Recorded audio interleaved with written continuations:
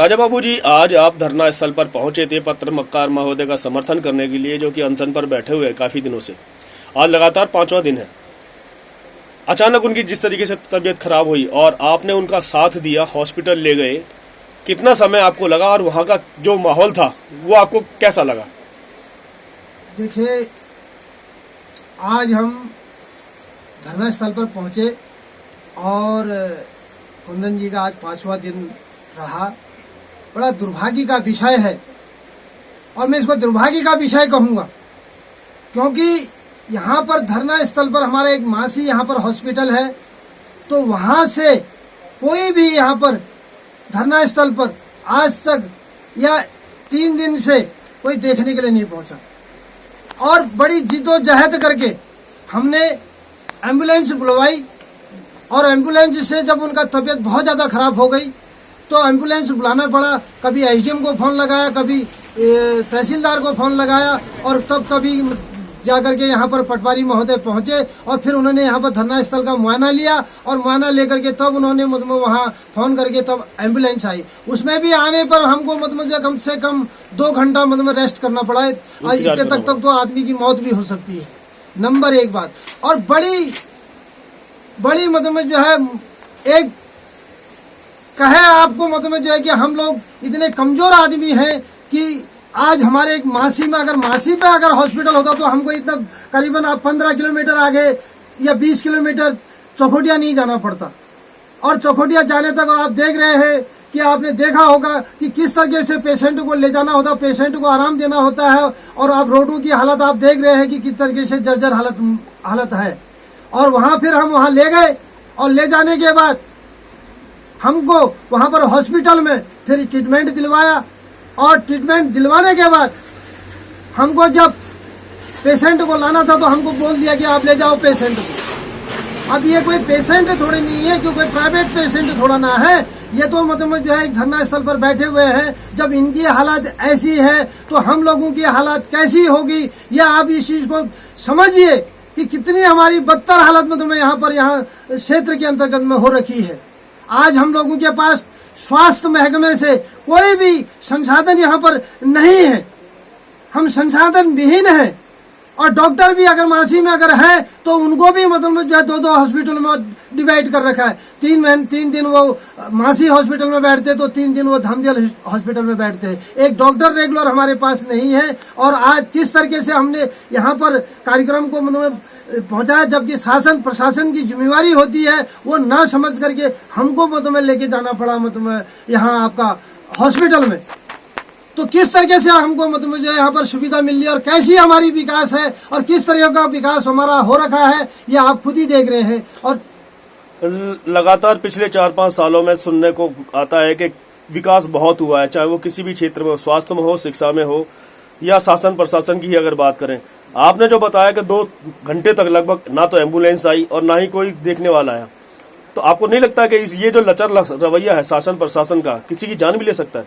ये आप बहुत ही सत्य बात कह रहे कि लचर व्यवस्था से हो के कारण ही हमारे यहाँ पर प्रत्येक गांव से 10 या 15 आदमी जो है इस टाइम एक्सपायर हुआ है कोविड-19 में। अगर हमारे यहाँ पर स्वास्थ्य महकमा जांच करने की विधि और किसी प्रकार की भी सुविधाएं अगर होती तो आज हम कहते कि 10-15 में से 5-10 तो बचते। आज हमारे यहाँ पर स्वास्थ्य महकमे को लेकर के अगर हॉस्पिटलों में डॉक्टर नहीं है, अगर कहीं पर डॉक्टर है तो वहाँ पर जो स्वास्थ्य उपकरण नहीं है, जिसके वजह से हमको प्राइवेटों का साथ लेना पड़ रहा है। तो आपके इसके अंदर कोई बड़ा घोटाला देखते हैं क्या? इसमें जो है घोटाला, अब देखिए आप शासन प्रशासन से तो ये चलते हुए आ रहा है कि हमारे यहाँ तो सब कुछ ठीक हो रहा है। अगर ठीक हुआ होता तो आज हमको इस तरीके की दर्दनाक कहानी देखने को नहीं मिलती। आगे ऐसा ना हो, इसके लिए आप शासन प्रशासन को क्या कहना चाहेंगे? हम शासन प्रशासन को अभी ये कहने का मौका है कि भाई आप देखिए पहले अपना विकास क्या कर रखा है आपने और किस तरीके से आपने विकास कर रखा है और किस मुद्दे पर पार्टियां जो राष्ट्रीय पार्टियां हैं वो किस मुद्दे पर को लेकर के चल रहे हैं। क्योंकि वो तो कहते हैं कि हमने विकास किया है। रोडों की हालत आपने देखा होगा, अभी हमारे पेशेंट को ले जाने में या हमारे जो अनशनकारी है उनको ले जाने में इतनी दिक्कत आई कि उनको मतलब एम्बुलेंस में बैठ करके भी दिक्कत हो रही थी, क्योंकि उनको पेट में दर्द था तो गाड़ी घचम घचम करके चल रही थी, तो उससे और ज्यादा उनको तकलीफ हो रही थी। ये हमारी लचर पर यहाँ पर मतलब जो प्रणाली चल रही है और यही हमारी यहाँ पर मतलब जो है विकास हो रहा है। आगे आने वाला चुनाव है और आप चुनाव में भी लड़ेंगे, तो आपकी जो मुख्य यहाँ पर लोगों को सेवाएं हैं वो क्या क्या देना पसंद करेंगे? हमारा सबसे पहला महकमा यहाँ पर यह है कि मतलब जो है अगर हमारे चुनावी मुद्दा में मतलब जो कार्यक्रम रहेगा वो यह रहेगा कि स्वास्थ्य विभाग, शिक्षा विभाग और सिंचाई विभाग, ये जो हमारे रोजमर्रा के मतलब जो संसाधन है कि ये दुरुस्त हों। अगर ये दुरुस्त नहीं होंगे तो यहाँ के लोग मतलब जो है मरते हुए नजर आ रहे हैं। हमें आज स्वास्थ्य के प्रति हमारी जो जनता है वो दिल्ली जा रही है स्वास्थ्य ठीक करने के लिए और वहां से भी डेथ सर्टिफिकेट लेकर के आ रही है। ये हमारा मतलब जो है यहाँ पर चल रहा है। महकमा स्वास्थ्य विभाग से कहिए या सरकार से कहिए, ये हमारा महकमा चल रहा है। और जब भी होता है हमको मतलब जो है मासी दिखाना, चौखोटिया दिखाना होता है, चौखोटिया वाला अल्मोड़ा रेफर कर देता है, अल्मोड़ा वाला हल्द्वानी रेफर कर देता है और हल्द्वानी वाला दिल्ली रेफर कर देता है। और आज हमारे पास संसाधन विहीन होने के, हॉस्पिटल होने के नाते ये हमें दिन देखने को मिल रहे हैं। 75 साल देश को हो गए हैं और 5-10 साल मतलब 5 साल तो ये सरकार को हो गई है। इस सरकार ने आज तक कोई सुध नहीं ली हमारी।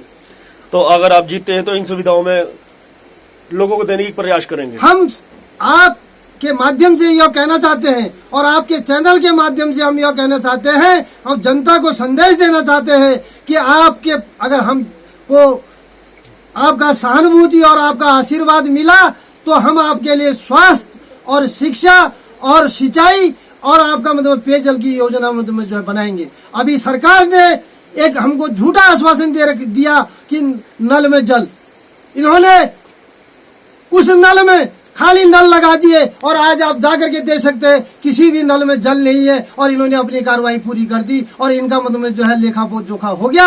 और हमारे यहाँ पानी आए या ना आए, जनता को उससे कोई भाड़ में जाए उससे कोई मतलब नहीं है। इनको सिर्फ यह है कि नल लग जाने चाहिए और सरकार के कागज में हो जाना चाहिए कि नल में जल आ गया है। और आज हमारी जनता मतलब जो है दीपक तले अंधेरा है। हमारे यहाँ रामगंगा बह रही है और रामगंगा के किनारे वालों को पानी पीने को नहीं है। आप ये बताइए ये किस तरीके का मतलब जो महकमा है और ये किस तरीके का मतलब जो एक सरकार मतलब जो है अपनी कार्यक्रमों को चला रही है। ये मैं दंगे की चोट पे कहता हूँ, मुझे आने के टाइम पे मतलब अगर अपनी जनता के लिए अनशन में भी बैठना पड़े और अपने यहाँ पर जनता के लिए जो भी कार्यक्रम करना पड़े उसके लिए मैं तैयार हूँ।